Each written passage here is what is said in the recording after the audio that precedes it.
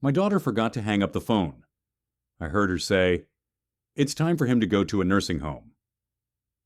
He's a burden. I didn't say anything, but in that moment something inside me broke. I sold the house for $890,000. When Sophia and her husband Daniel came back from their business trip smiling, a surprise was waiting for them. Their keys no longer fit the door. On the doorstep they found a letter, and after reading it, they began to scream. That's when I realized they wouldn't just walk away. This was only the beginning. Before we continue, please subscribe to the channel and tell us in the comments where you're listening from. Walter Grant sat alone in his recliner, the leather worn smooth from years of use, his dinner plate resting empty on the side table. The television hummed quietly in the background, but his eyes weren't on the screen. They lingered, as they always did, on the framed photograph above the mantel. Ellen, his late wife, smiling as though she still belonged to this world. Her presence was both comfort and torment, a reminder of all he had lost and all he still clung to. The phone rang, jolting him. For a moment hope surged. Sophia. She rarely called without reason. He picked up quickly. "Dad? It's me." Her voice carried warmth, practiced, familiar. Walter smiled despite himself. "Sophia, sweetheart, how are you?" They spoke for a few minutes, the usual small talk. She asked if he was eating well, if he'd remembered to use the grocery app she'd shown him. He reassured her, though he left out the details. Leftovers from 3 days ago. The stove burner he'd forgotten to turn off. The hours spent staring at Ellen's photo until his chest ached with loneliness. Sophia's tone grew lighter as she spoke of Phoenix, where she and her husband Daniel were attending a business conference. Walter listened, chuckling at her anecdotes, cherishing every second. At last she excused herself, saying they had dinner plans with investors. "Of course, sweetheart," Walter said, his voice soft. "I love you." "Love you too, Dad." He heard the click, then the rustle of her purse. He was about to hang up when voices filtered through the receiver, muffled but clear enough. She hadn't ended the call. Daniel's voice came first, cold, practical. "You see how he's deteriorating? Forgot the stove yesterday. What if he burns the house down?" Walter froze. Then Sophia's voice, stripped of its tenderness. "It's time for a nursing home. He can't live alone anymore. The house is worth close to $1 million. With the Denver market, maybe 900,000, maybe more." Ice spread through Walter's chest. Daniel replied without hesitation. "Exactly. We sell, put him somewhere decent, not too expensive, and buy the Boulder place. Mountain views just like we wanted." Sophia laughed. "You should have seen him tonight, Daniel." "So, grateful just to hear from me. He has no idea. The longer we wait, the worse he'll get. We should strike while he still trusts us." The receiver slipped from Walter's trembling hand, clattering against the hardwood floor he and Ellen had laid board by board 25 years ago. The sound echoed through the house, through his heart. He sat motionless, listening to the steady tick of the grandfather clock in the hallway. The crickets outside had begun their nightly chorus, a reminder of the life Ellen had nurtured in the garden. Everything around him spoke of love, of sacrifice, and now of betrayal. Walter's weathered hands curled into fists. He wasn't dead yet. He wasn't helpless, no matter what Sophia and Daniel believed. They saw him as a burden, a man to be discarded like worn-out furniture. But they had forgotten who he was, the man who had built this house with his own hands, who had carried his family through decades of struggle. They thought he was weak. They thought he was confused. But they were about to learn just how wrong they were. That night Walter didn't sleep. He walked through every room of his home, touching the furniture, the walls, the memories embedded in every corner. The burgundy sofa where Sophia once curled with homework, the coffee table he had built in the garage, the bay window Ellen had begged for and he had built with aching knees and calloused hands. This house was his life's work, his legacy. If his daughter wanted to take it from him, she would have to face a man with nothing left to lose. By morning, his decision was made. This wasn't the end. This was only the beginning. The house was silent the next morning, but Walter Grant's mind roared with memories. He hadn't slept. How could he, after what he had heard? Sophia's voice haunted him, replaying like a broken record. He's a burden. It's time for a nursing home. He sat at the kitchen table, a cup of lukewarm coffee between his hands, staring at the worn folder of financial papers he had pulled from the drawer. Ellen had always told him to keep every receipt, every record. "You never know when you might need them," she used to say. She'd been right about that, too. Walter flipped the folder open. The first paper that caught his eye was a tuition statement. University of Colorado, Sophia's alma mater. 4 years, $48,000. He remembered the double shifts, coming home with concrete dust in his hair and aching joints, Ellen waiting with coffee and a gentle touch on his shoulders as he calculated how to stretch their paychecks. "Walter, you're working yourself to death," she had whispered one night. "She deserves better than we had," he'd replied, determination etched into every tired line on his face. He could still feel Ellen's kiss on the top of his head. Just don't give her so much that she forgets to be grateful. But grateful was exactly what Sophia had forgotten to be. Walter's eyes moved to the next stack of receipts. Her wedding. $32,000 for one day.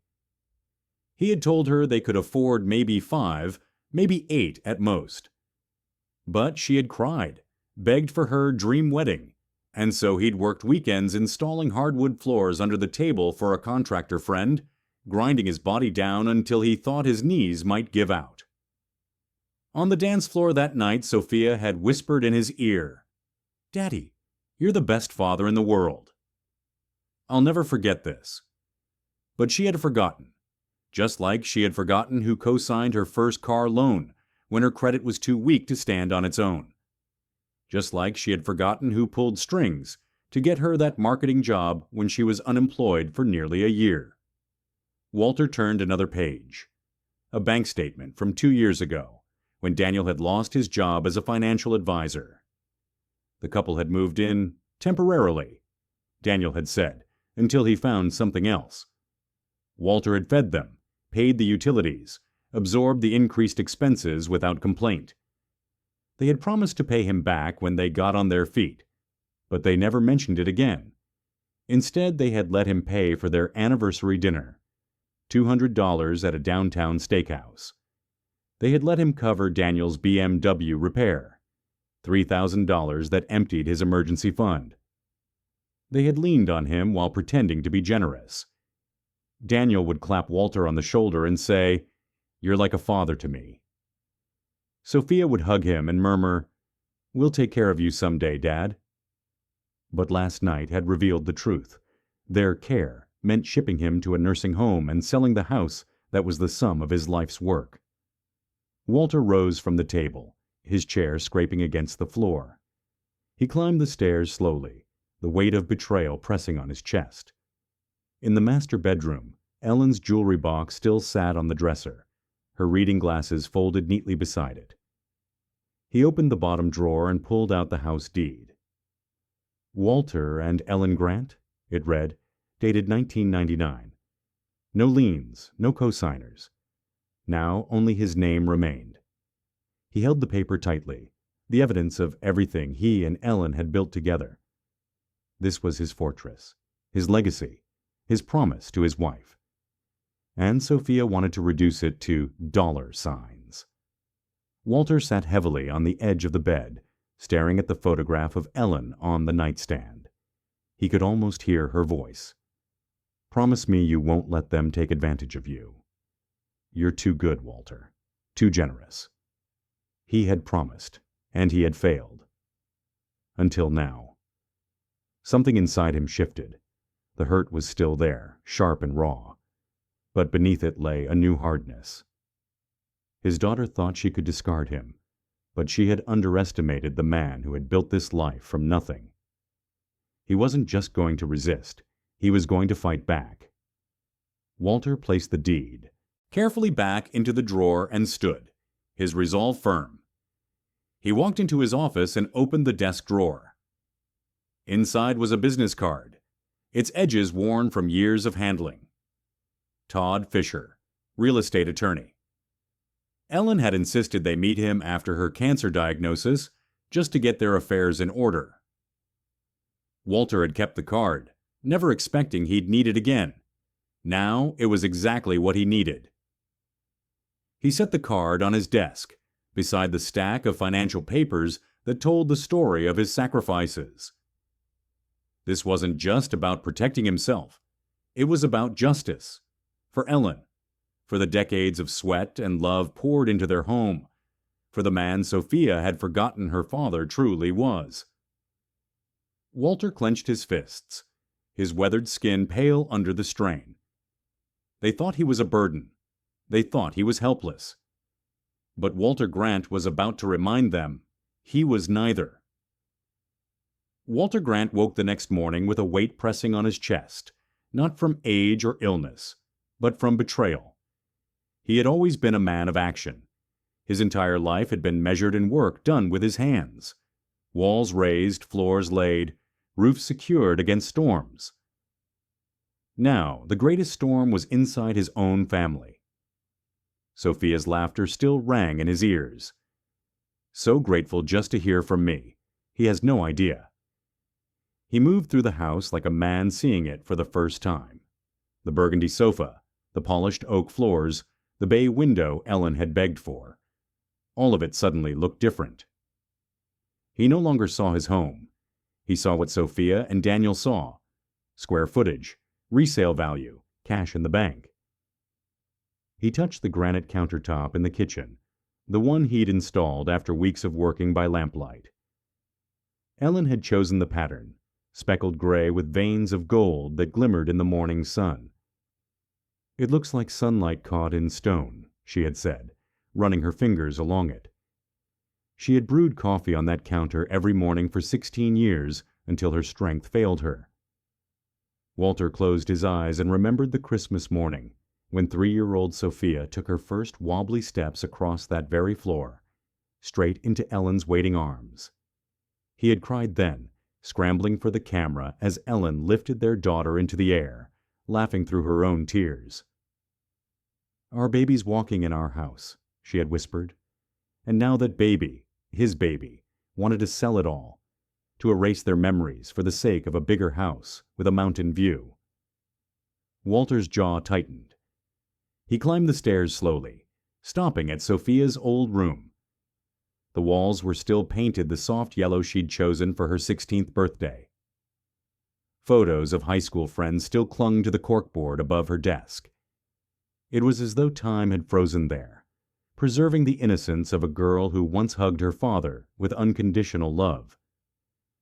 He lingered in the doorway, his chest aching with the sharp contrast between the daughter he remembered and the woman who now plotted his removal. In his own bedroom, Ellen's presence was everywhere. Her clothes still hung in the closet, faintly scented with her perfume. Her bookmark was still tucked into a novel she'd never finish. The bedspread she had chosen remained neatly smoothed, though she had been gone for 2 years. Walter sat on the edge of the bed, his eyes fixed on her photograph. "Promise me you'll take care of yourself," she had whispered near the end. "You're too good, Walter, too generous. Don't let them use you." He had broken that promise once. He would not break it again. Walter stood and walked to his office. The business card sat where he had left it the night before. Todd Fisher, real estate attorney. Ellen had insisted they meet Todd after her diagnosis to make sure the house, the finances, everything was in order. At the time, Walter had thought it unnecessary, even pessimistic. But Ellen had always been the cautious one, the planner. Now her foresight was about to save him. Walter dialed the number with steady fingers. Each ring was a drumbeat of change. Fisher and Associates, this is Todd Fisher. Mr. Fisher, Walter said, his voice low but resolute. This is Walter Grant. We met a few years back, when Ellen was sick. I remember, Todd replied, his tone softening.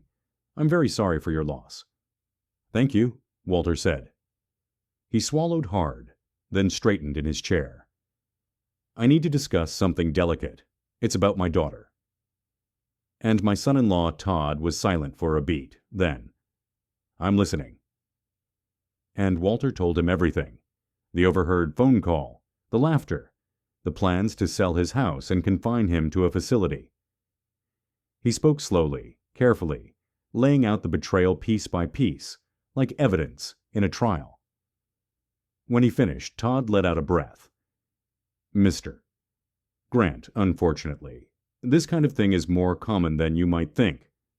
But let me be very clear. Legally, your daughter and her husband have no claim to your property. None.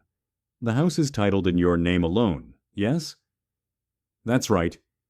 Ellen and I owned it jointly, but after she passed, it transferred to me. Then they cannot sell it. They cannot force you into a home. They cannot touch your assets without your consent. Todd's tone was firm, almost protective. Your house belongs to you. Period relief washed over Walter, followed quickly by something sharper. Resolve. So if I wanted to sell it myself, you could, Todd said. In fact, in this market, you'd have no trouble finding a buyer. But, may I ask, why are you considering that option? Walter stared out the window at the yard Ellen had tended, at the swing where they once sat planning their future. He thought of Sophia's voice calling him a burden, Daniel's voice reducing him to dollar signs. Because they think I'm helpless, Walter said finally, because they think they can take everything I built. And I want to show them just how wrong they are. Todd was quiet for a moment. Then he said, Denver's housing market is strong right now. Very strong. If you wanted to move quickly, I could connect you with realtors who specialize in cash sales. We could complete a deal in as little as a week. Walter's heart hammered. Sophia and Daniel would be back from Phoenix in just over a week, expecting to find their grateful old father waiting for instructions. Instead, they might return to find everything gone. Walter's lips curved into a grim smile. Let's move forward. As he hung up the phone, a strange calm settled over him. For the first time in years, he wasn't just reacting to life, he was directing it. He was no longer a man waiting for the inevitable decline. He was a man with a plan. Walter looked once more at Ellen's photo on the desk. You were right, my love, he murmured. I've been too generous. But not anymore. The old Walter, the patient, forgiving, endlessly giving man, was gone. In his place stood someone new, someone ready to fight. The following morning, Walter Grant dressed with unusual care. He pulled his charcoal gray suit from the closet, the one Ellen had chosen for him years ago, insisting he needed at least one outfit that made him look distinguished. He hadn't worn it since her funeral. Now, as he buttoned the jacket and studied himself in the mirror, he almost didn't recognize the man staring back. His face was older, yes, marked by lines of grief and years of work, but his eyes had a clarity he hadn't seen in years.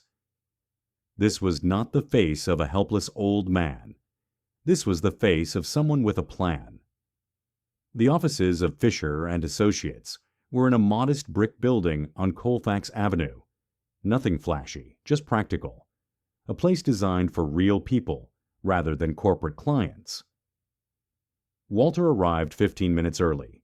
The receptionist, a cheerful young woman, offered him coffee, which he declined with a polite smile. He didn't want distractions. When Todd Fisher entered, Walter rose. The attorney was younger than Walter expected, mid-50s perhaps, with graying temples and a calm, steady demeanor. He looked like a man who had seen the best and worst of families, and still believed in fairness. "Mr. Grant?" Todd said warmly, extending his hand. "It's good to see you again, though I wish it were under better circumstances." Walter shook his hand firmly. "Thank you for meeting with me on such short notice." "Of course. Come in. Let's talk." Todd's office was lined with law books and family photographs. A wife, 2 teenage children, a golden retriever grinning in front of a mountain cabin. The sight was both comforting and painful, a reminder of the life Walter once had with Ellen. They sat, and Todd poured coffee from a small machine in the corner, filling the room with a rich, familiar aroma. Walter accepted a cup this time, needing the warmth in his hands. "So," Todd began, pen poised over a legal pad, "tell me what's going on." Walter recounted the story once more. The phone call, the overheard betrayal, Sophia's calculating tone, Daniel's cold practicality. As he spoke, Todd's expression never wavered, but Walter caught the subtle tightening of his jaw, the small shake of his head. When Walter finished, silence hung between them for a moment. Then Todd leaned back, tapping his pen thoughtfully against the pad. "Mr. Grant, I'll be honest with you. This kind of situation is heartbreaking, but not uncommon. Adult children often assume they know what's best for their parents, especially when significant assets are involved. They think they can sell the house," Walter said bitterly, "ship me off somewhere and pocket the money." "They can't," Todd said firmly. "Not legally. Your daughter and son-in-law have no rights to your property. The deed is in your name alone, correct?" Walter nodded.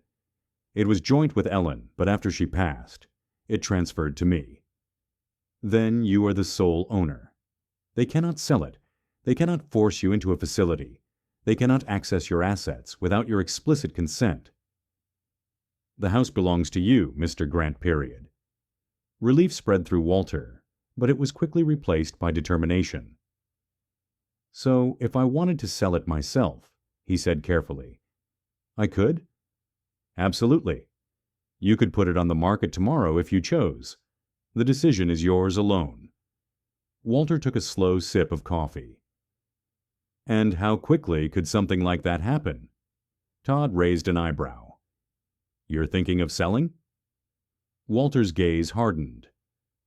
"I'm thinking of teaching my daughter and her husband a lesson they won't forget." Todd studied him for a long moment.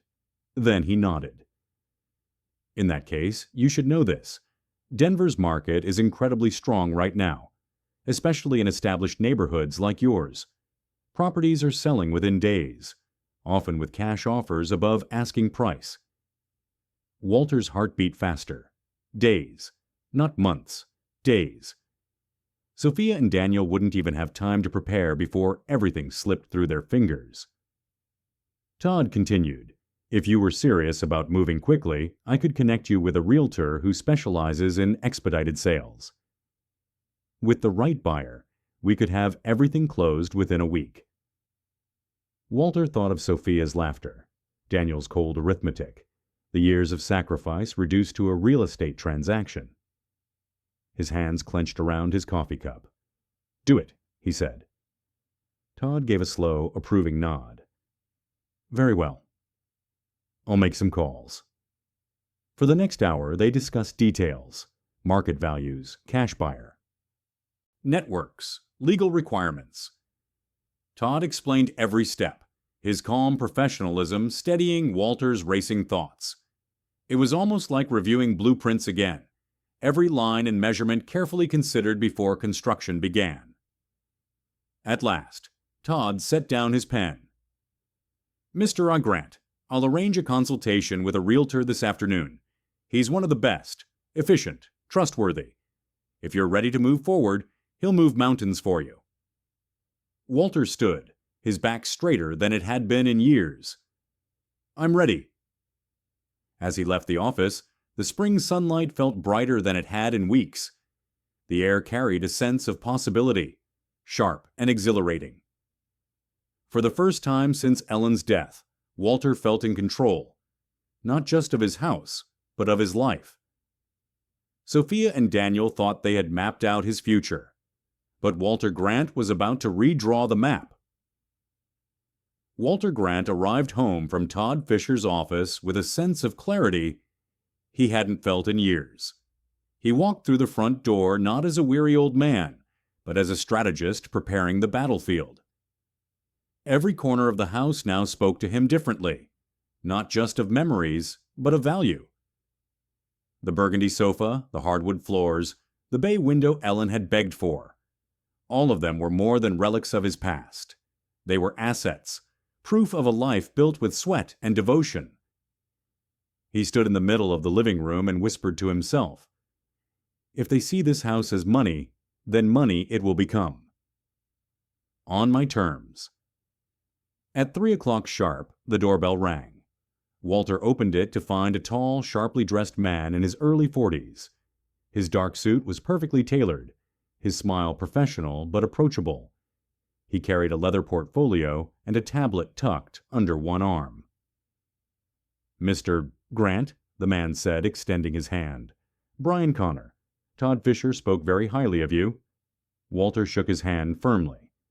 "Come in." The moment Brian stepped into the entryway, his eyes widened. He scanned the crown molding, the gleaming oak floors, the careful craftsmanship that spoke of decades of care. "Wow," Brian said softly, almost to himself. "This is exactly what I was hoping to find." Walter raised an eyebrow. "What do you mean?" "Properties like this don't come on the market often," Brian explained, his voice sharpening with professional enthusiasm. "Original owner, meticulously maintained, custom features throughout. Buyers, especially cash buyers, love houses like this. They practically sell themselves." Walter gestured toward the living room. "Take a look around." Brian moved with the practiced eye of a man who had walked through hundreds of houses, but his appreciation here was genuine. He ran a hand along the granite countertops in the kitchen. "Custom installation." Walter nodded.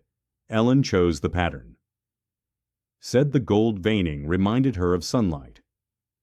"I spent 3 weekends cutting and fitting it myself." Brian typed notes into his tablet, snapping photos of the cabinets and fixtures. "You weren't kidding." "This is outstanding work." They moved into the living room. Brian studied the seamless flow from living to dining room, the load-bearing wall Walter had removed years ago to create the open floor plan. His eyes lingered on the built-in bookcases flanking the fireplace. "And this bay window," Brian said, stepping closer. "Custom built?" Walter's voice caught slightly. "Yes, for my wife. She wanted a reading nook. I built it for her." Brian smiled softly, then returned to his professional tone. "Mr. Grant, I'll be honest with you. In 15 years of real estate, I rarely see a property this well cared for." Walter felt a flicker of pride. For years, his house had been nothing more than the backdrop of his grief. But through Brian's eyes, he saw it again for what it truly was, a masterpiece of ordinary labor, a monument to his love for Ellen and Sophia. Brian pulled up listings on his tablet. "Let me show you some comparables. Similar houses in this neighborhood have been selling between $850,000 and $920,000. Given the condition and custom features here, I'd recommend listing at $890,000 Walter's Breathcott. $900,000. More than Sophia and Daniel had ever guessed. "That much?" he said quietly. "Absolutely," Brian said. "In fact, I already have investors looking for a property like this. They pay cash. No financing delays, no repair negotiations. We could close in 10 business days, 10 days. Walter felt his pulse quicken. Sophia and Daniel would be back from Phoenix in just over a week, expecting to find their burden waiting meekly for them. Instead, they would find the house gone, the money secured, and their plan shattered. Walter straightened his shoulders. "Let's do it." Brian's eyes lit up. "Excellent. I'll contact my buyers immediately. We'll have contracts drawn up by tomorrow morning." As Brian moved through the house, snapping more photos, Walter followed silently, each click of the camera echoing like a nail sealing Sophia and Daniel's fate. He thought of his daughter's voice calling him sweet while plotting to discard him. He thought of Daniel's cold calculations, reducing him to a number on a balance sheet. They had no idea. When Brian finished, he shook Walter's hand firmly. "You've made the right choice, Mr. Grant." This is going to go quickly. After the realtor left, Walter stood alone in the golden light streaming through Ellen's bay window. For the first time in years, he felt anticipation instead of sorrow. The house that had been his prison of memories was about to become his weapon of freedom. Sophia and Daniel thought they had won, but the game had only just begun. The next morning, Walter Grant woke before dawn. The house felt different, as though it already belonged to someone else. He moved through the rooms with a new awareness, not as a resident, but as a man preparing to hand over a legacy. Every surface gleamed from the hours he had spent cleaning the day before. Old habits, learned from Ellen, resurfaced. A house should be spotless for guests, she always said. Even now, he honored her words. At precisely 9 o'clock, the doorbell rang. Brian Connor stood on the porch, portfolio in hand, flanked by a notary with kind eyes. "Good morning, Mr. Grant," Brian said, his professional smile broad. "Ready to get started?" Walter nodded, though his throat tightened as he gestured them inside. They sat at the dining room table, the same table where he and Ellen had eaten countless family dinners, celebrated birthdays, and balanced checkbooks late into the night. Now it was covered with neat stacks of legal documents. Brian began walking Walter through the paperwork. Sale price, $890,000. Cash offer. Closing date, 10 business days from today. Minimal contingencies. Just the title search and final walkthrough. You'll have 30 days after closing to vacate the property, though the buyers are flexible. Walter listened carefully, his years as an engineer making him meticulous. He read every line, double-checking each figure, each clause. This was not a decision to be rushed, not after 25 years of sacrifice. The notary slid the documents toward him. "If you're ready, Mr. Grant, sign here, and initial there." Walter picked up the pen. For a moment his hand hovered above the paper, trembling slightly. He glanced around the room. The oak floors he'd laid by hand, the crown molding he'd installed with aching shoulders, the mantel where Ellen's photo had stood for 2 decades. Every corner held a piece of his soul. Then he thought of Sophia's voice. "He's a burden." Daniel's voice. "The house is worth almost $1 million." His hand steadied. He signed. The notary stamped the documents, each thud of the seal sounding final. With every signature, Walter felt chains breaking. Chains of guilt, of obligation, of being taken for granted. Brian grinned. "Congratulations, Mr. Grant." "You just sold your house." Walter leaned back, exhaling deeply. "I built it once. I can build a life again." The following days moved in a blur. Inspectors arrived, polite young men who admired Walter's workmanship. One of them ran a hand along the oak banister and said, "Your father-in-law really knew what he was doing." Walter smiled faintly, not correcting them. Let them assume he was already gone. The title company combed through decades of records, finding nothing but clean ownership. The buyers sent their attorney, a sharp-eyed woman who scrutinized every line but raised no objections.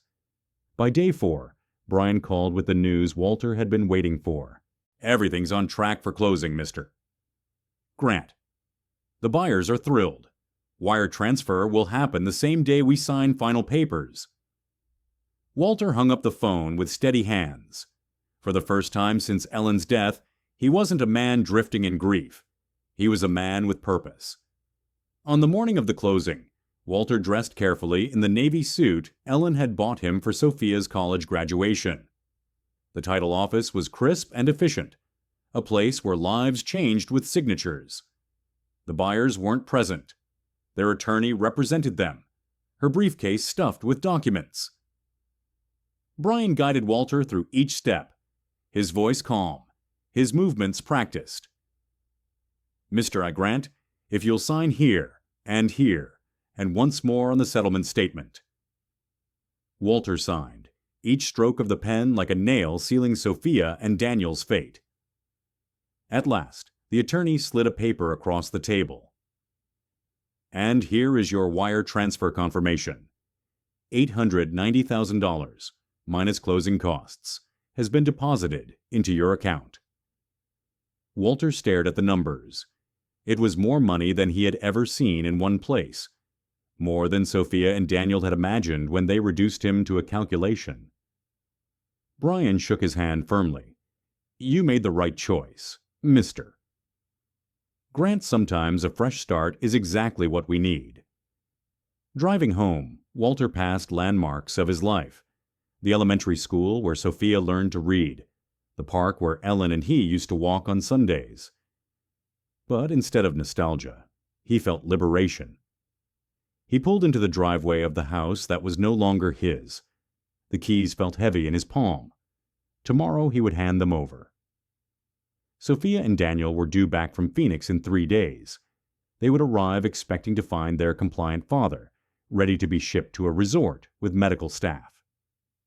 Instead, they would find an empty house and a lesson in betrayal. Walter stepped inside one last time, the evening sun painting golden light across the oak floors. He whispered to the memory of Ellen, "It's done, my love. Justice is coming." The house no longer belonged to him, but Walter Grant still had 30 days to remain under its roof. 30 days to pack up a lifetime. 30 days to plan his next move. Yet he knew he would not need all that time. His plan was already forming, sharp and deliberate. Sophia and Daniel thought they were cunning. They thought they had him cornered. They would return from Phoenix expecting to find him waiting, meek and grateful. Instead, they would find themselves locked out of everything they believed was theirs. The idea came to him late at night as he sat in the empty living room, staring at the keys on the coffee table. The brass hardware on the front door gleamed faintly in the lamplight. He remembered installing those locks 15 years ago. Solid, reliable, chosen by Ellen because they matched the door knocker she loved. Now they represented vulnerability. Sophia still had her copy of the key. So did Daniel. If they came back early, if they grew suspicious, they could walk right in. Walter couldn't allow that. He pulled out his phone and searched the directory for emergency locksmiths. His fingers hovered for only a moment before dialing.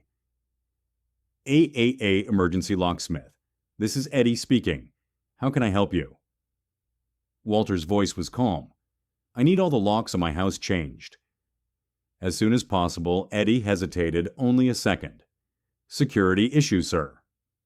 "New ownership situation," Walter replied smoothly. "Better safe than sorry." "I can be there in 2 hours. There will be an emergency fee. I'll pay cash." 2 hours later, a van pulled into the driveway. Eddie was a stocky man in his 50s, with a tool belt slung low around his hips. He studied the front door with the practiced eye of someone who had seen every kind of lock and every kind of desperation. "These are quality locks," Eddie remarked as he removed the old brass cylinders. "Somebody knew what they were doing when they put these in." "That was me," Walter said quietly. "I like things done right." The new locks were modern, silver instead of brass, sharp clicks replacing the familiar heavy thunk when tested. Eddie handed Walter 3 fresh copies of each key: front door, back door, garage entrance. "That'll be $450 with the emergency fee," Eddie said. Walter counted out the bills from his wallet. Cash, clean, no trail. When Eddie's van disappeared down the street, Walter stood in the entryway, his new keys cool and unfamiliar in his palm. For the first time since the betrayal, he felt safe. Sophia and Daniel could try to return, but they would find their keys useless. And that was only the beginning. Packing was the hardest part. How do you fit 25 years of a shared life into a single suitcase? Walter moved slowly through the house, selecting items with care. Ellen's jewelry box, her wedding ring still nestled inside, their wedding album, the edges worn from years of turning pages, the novel she had been reading when she died, bookmark still marking page 247. He tucked his engineering certificates into the side pocket, along with birth records, the house deed, now obsolete, and insurance documents. He slid Ellen's favorite cookbook into the suitcase last, the handwritten notes in the margins like whispers from the past. Most of the furniture would stay. So would the photo album Sophia had ignored, the clothes still hanging in Ellen's closet, the toys from Sophia's childhood boxed in the attic. It pained him to leave them behind, but Walter reminded himself they were just things. The true treasure, his independence, was already secured. He called Sunset Manor Apartments the following morning. A modest senior community, nothing fancy but quiet and practical. "We have a furnished, one bedroom available for immediate occupancy," said the property manager, a kind woman named Mrs. Chen. "Month-to-month lease, if you prefer flexibility." "I'll take it," Walter said without hesitation. That afternoon he drove to the complex. The building was clean, the grounds well kept. Inside, the apartment was plain but functional. Neutral carpet, simple furniture, a small kitchenette. It wasn't the home he had built, but it was freedom. Mrs. Chen raised an eyebrow when he paid the deposit and first month's rent in cash. But she didn't ask questions. "When would you like to move in?" "Tonight." By dusk, Walter's car was loaded with essentials. He took one last walk through the empty rooms of his house, his footsteps echoing. In the kitchen, he remembered Ellen teaching Sophia to bake Christmas cookies.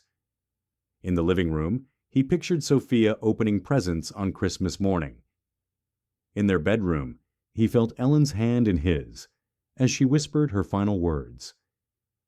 "I'm sorry, honey," Walter murmured to her memory, "but you'd understand. You always said I was too generous. This time, I'm not."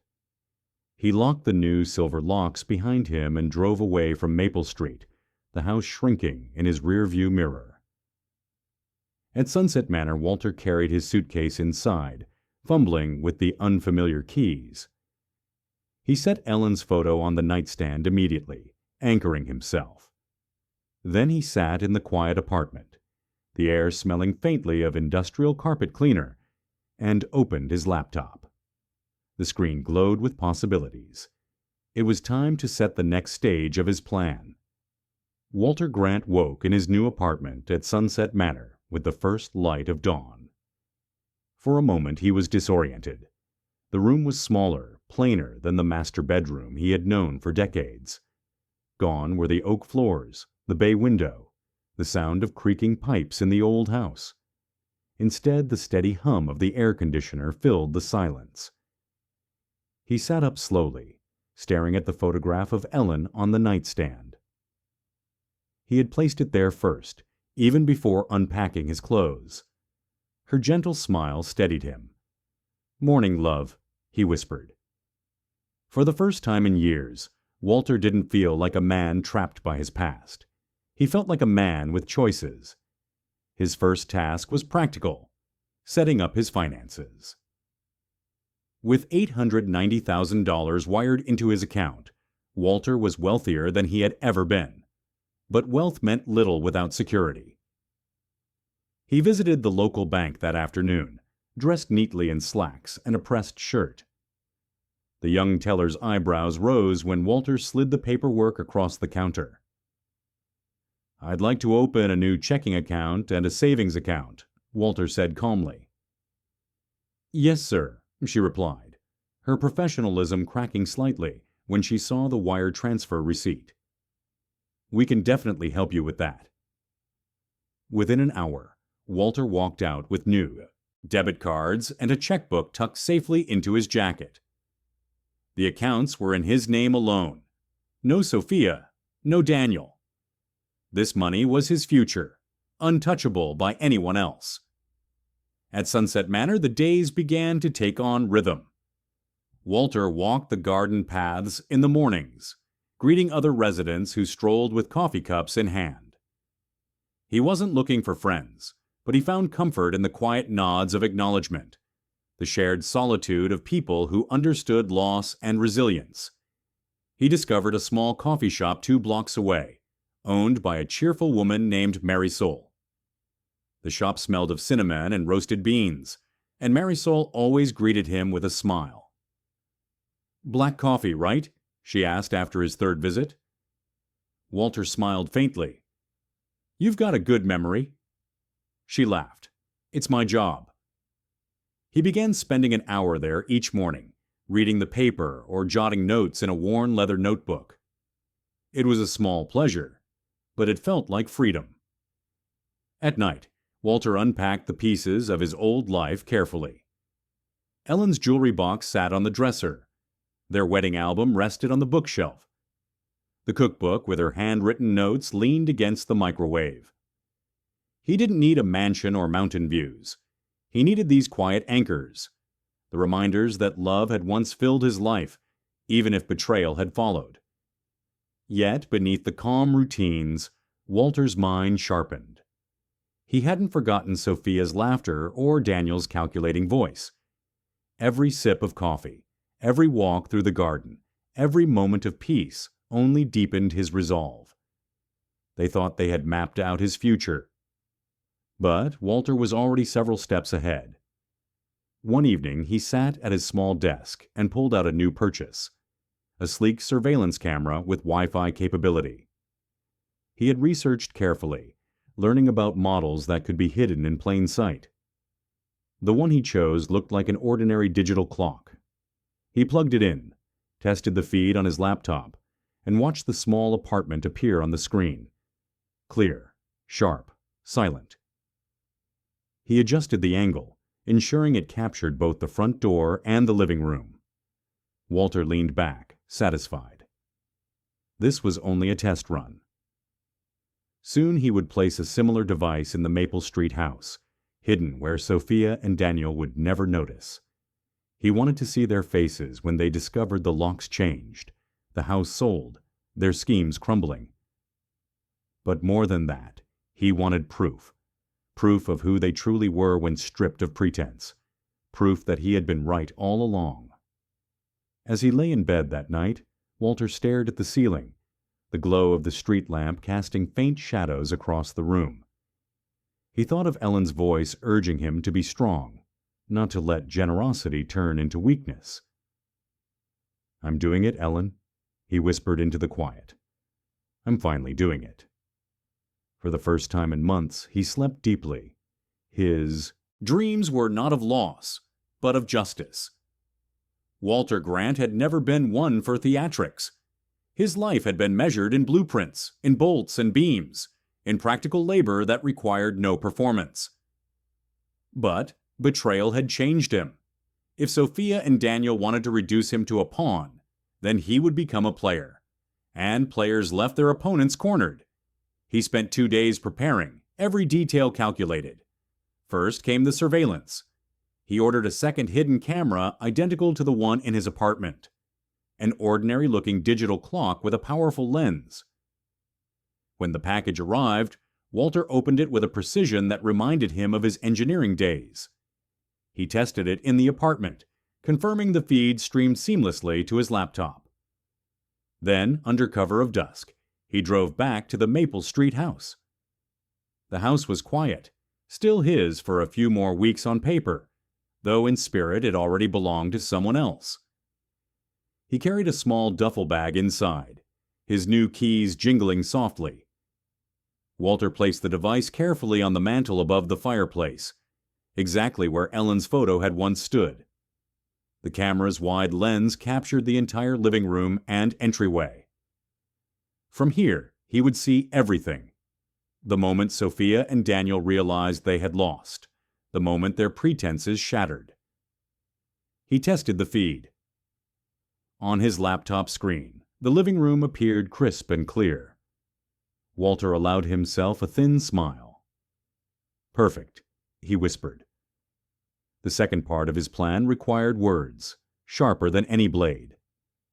Walter sat at the dining table, a yellow legal pad before him, and began to write. At first the words came haltingly, his pen scratching with uncertainty. But soon they flowed steady, each sentence carrying the weight of decades. "Sophia," he began, "when you were born, I held you in my arms and promised your mother I would give you everything I had. I kept that promise. I worked myself raw so you could have opportunities I never dreamed of. I gave you tuition, a wedding, a home when you needed one. I gave you more than I gave myself, and I gave it gladly." His hand shook, but he pressed on. "But last week, I heard the truth. I heard you laugh as you called me a burden. I heard Daniel talk about selling this house, the house your mother and I built with our own hands, as if it were nothing more than cash in his pocket. You spoke of me as though I were already gone, as though my life meant less than the bricks under your feet." He paused, the pen hovering. A part of him wanted to soften the words, to remember Sophia as the little girl who once clung to his leg. But that little girl was gone. In her place stood a woman who saw him as an obstacle. He continued, "You should know the truth. The house is no longer yours to covet. It has been sold. The money is in my account, where it will stay until I decide what to do with it. You will not touch a single dollar. You will not take a single brick. You have betrayed me. And in doing so, you have lost the right to call yourself my daughter." Walter let the words settle, the ink drying under the harsh light. He felt no regret, only clarity. He finished with one final line. "You underestimated me. That was your mistake. Don't make it again." He folded the letter neatly, slid it into an envelope, and wrote her name in bold across the front, Sophia. The last step was almost ceremonial. Walter placed the envelope squarely in the center of the dining table, the same table where he had signed away the house days earlier. He adjusted it until it sat perfectly straight. Then he walked through the house one final time. He touched the granite counters Ellen had loved, the banister smoothed by years of Sophia's hands. Each touch was both farewell and release. In the entryway he paused, looking back at the living room where the hidden camera now stood watch. Soon it would capture the truth. Soon he would see their faces when they realized everything had slipped away. Walter locked the new silver locks behind him, sliding the keys into his pocket with a quiet finality. Back at Sunset Manor, Walter set up his laptop on the small desk. The surveillance feed flickered to life, the Maple Street living room appearing in crisp detail. The envelope sat on the dining table, waiting like a coiled snake. Walter poured himself a glass of wine, Ellen's favorite Cabernet, saved for special occasions. This, he decided, was special enough. He raised the glass toward her photograph. "Here's to justice, Ellen." Then he settled back in his chair, eyes fixed on the glowing screen. The trap was set. Now all he had to do was wait. Walter Grant sat in his Sunset Manor apartment, the glow of his laptop bathing the small room in pale light. The surveillance feed from the Maple Street house filled the screen, the mantel, the bay window, the dining table where the envelope lay waiting. The room was silent, frozen in anticipation, like a stage before the curtain rises. He sipped his wine slowly, He knew it was only a matter of time. Sophia and Daniel's flight from Phoenix was scheduled to land that afternoon. By evening, they would be home. And when they returned, they would discover a world they no longer controlled. At precisely 6:42 p.m., headlights swept across the driveway. Walter leaned closer to the screen. The front door came into view. Sophia's familiar silhouette appeared, suitcase in hand, Daniel just behind her. Sophia tried her key first. She twisted, jiggled, frowned. The lock refused. "What the hell?" she muttered, her voice carrying faintly through the microphone. "Try again," Daniel said, irritation already sharp. She did, harder this time. The key scraped uselessly. She yanked it out and stared at it, as though the brass itself had betrayed her. Daniel pushed past her. "Let me." He shoved the key into the lock, twisting with force nothing. He cursed under his breath. Sophia's voice rose, tight with panic. "Why isn't it working?" Did Dad? Daniel pounded on the door. "Walter!" "Open up. What's going on here?" Inside the feed, the living room remained still, the envelope waiting patiently on the table. Sophia stepped back, pressing her hands to her temples. "Oh my God." He changed the locks. Daniel turned on her, his voice low and venomous. "You told me he'd roll over. You said he'd never fight back." "How was I supposed to know?" she snapped. "He's been pathetic for years." "Pathetic?" Walter whispered to himself, watching them unravel. His lips curled into a bitter smile. The couple circled the house, trying every door, every window. Each attempt ended in futility. Walter had secured it all. Finally, Sophia pulled out her phone, hands trembling. "I'll call him." Walter's own phone vibrated on the desk. He let it ring. He wanted her desperation to build. On the screen, Sophia left a voicemail, her voice cracking between anger and pleading. "Dad, it's me. Something's wrong with the locks. We can't get in. Call me back, okay?" "Please." Daniel paced in the yard like a caged animal. Something's not right. He's hiding something. Sophia's voice dropped to a whisper, almost lost to the microphone. "You don't think he knows, do you?" Daniel shot her a glare. "If he knows, we're screwed." Walter raised his glass. "Congratulations. You finally figured it out." The scene shifted. At last, Sophia spotted the envelope through the window, sitting on the dining table.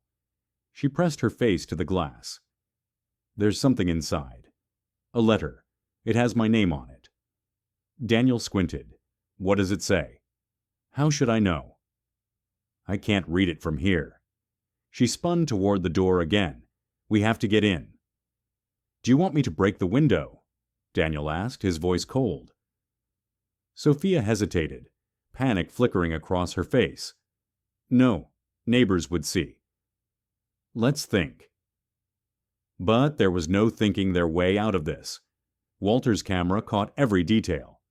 Sophia's flushed cheeks, Daniel's clenched fists, the frantic way they circled the house as though sheer willpower could undo what had already been done. Then, defeated, they sank onto the porch steps. For the first time, Walter saw fear in their faces. Not fear of losing him, but fear of losing what they believed was theirs. Sophia buried her face in her hands. "We needed that house, Daniel. We needed that money." "And now?" Daniel's voice dripped with contempt. "Now we've got nothing. No down payment, no plan, nothing." Sophia looked up, her eyes glistening with frustrated tears. "Don't say that. Maybe he's testing us." Daniel laughed bitterly. "Testing us?" "He sold it, Sophia. I can feel it. The old man sold the damn house out from under us." Her silence confirmed it. Deep down, she knew. Walter leaned back in his chair, savoring the moment. For years, he had given them everything. His labor, his money, his love. And they had repaid him with betrayal. Now they sat powerless on the porch of a home that was no longer theirs to claim. After nearly an hour of futile attempts and whispered arguments, Sophia rose shakily. "Let's go. We'll figure something out." Daniel's eyes burned with anger, but he followed. Together they dragged their suitcases back to the car. The headlights swept across the driveway once more, then disappeared into the night. The surveillance feed returned to silence. The envelope still sat on the dining table, untouched, waiting like a silent witness to their failure. Walter swirled the last of his wine in the glass, then drained it slowly. He closed the laptop and sat in the quiet of his apartment, Ellen's photo watching over him. "They thought I was weak," he murmured. "But we showed them, didn't we?" Outside, the city hummed with ordinary life. But inside Walter's small apartment, victory hung heavy in the air. The trap had sprung, and his enemies, his own blood, had fallen straight into it. The night after Sophia and Daniel's return, Walter Grant slept more soundly than he had in years. His dreams were not haunted by Ellen's absence or by his daughter's betrayal. Instead, they were filled with a quiet satisfaction, a deep sense of justice long overdue. When he woke, the sun streamed through the blinds of his modest Sunset Manor apartment. He brewed coffee in the small kitchenette, the rich aroma filling the air. The first sip tasted like freedom. On the desk, his laptop still glowed with the surveillance feed. The Maple Street living room was empty, bathed in morning light. The envelope remained on the dining table, unopened, like a sentinel guarding the truth. Walter leaned back in his chair, hands wrapped around the mug. He replayed the video of the previous night, watching again as Sophia and Daniel fumbled with the locks, their frustration mounting, their voices rising in anger and fear. He watched Sophia's face crumple when she realized the keys no longer worked. He watched Daniel's composure shatter as he admitted the truth. The house was gone. Walter paused the video on that frame, his daughter and her husband sitting defeated on the porch steps, their suitcases at their feet, their future unraveling. He let the image linger. For years he had sacrificed for Sophia, given her everything he had and more. He had carried her through school, through her wedding, through her missteps and failures. He had opened his home, his wallet, and his heart. And she had laughed behind his back, conspiring to discard him like broken furniture. Now the balance was restored. Later that afternoon, Walter walked to Marisol's coffee shop. The bell above the door chimed as he entered. "Morning, Mr. Grant," Marisol said with a bright smile. "The usual?" "Yes, please," Walter replied. His voice carried a steadiness, a calm that had been absent for years. He sat by the window, sipping his coffee slowly, watching the quiet street outside. He no longer felt the gnawing anxiety of being a burden, of being disposable. For the first time, he felt untethered, free to live for himself, not for those who sought to use him. As he finished his drink, he pulled a small notebook from his pocket. On the first page, he wrote a single line. "This is the beginning, not the end." That evening, Walter returned to his apartment and poured himself another glass of Ellen's favorite Cabernet. He set her photo on the table beside him, raising the glass in a silent toast. "We did it, Ellen," he whispered. "They won't take another thing from me." From us, the room was quiet, but in his heart he felt her presence, warm and approving. He thought of Sophia and Daniel, wandering now without the prize they had schemed for. He wondered if they were blaming each other, if Sophia had realized how much of herself she had lost in chasing greed. Perhaps one day she would understand the weight of what she had done. Perhaps not. It didn't matter. Walter no longer needed her approval, her presence, or her excuses. He had closed that chapter. The weeks that followed passed easily. He settled into his routine at Sunset Manor, His mornings filled with walks in the garden, his afternoons with coffee and quiet reflection, his evenings with books Ellen once loved. He even joined a small chess club organized by the other residents, finding comfort in simple companionship. Occasionally, his phone buzzed with missed calls from Sophia. He never answered. He had nothing left to say. One Saturday, as the sun set in a blaze of orange across the Denver sky, Walter closed his laptop for the final time on the surveillance feed.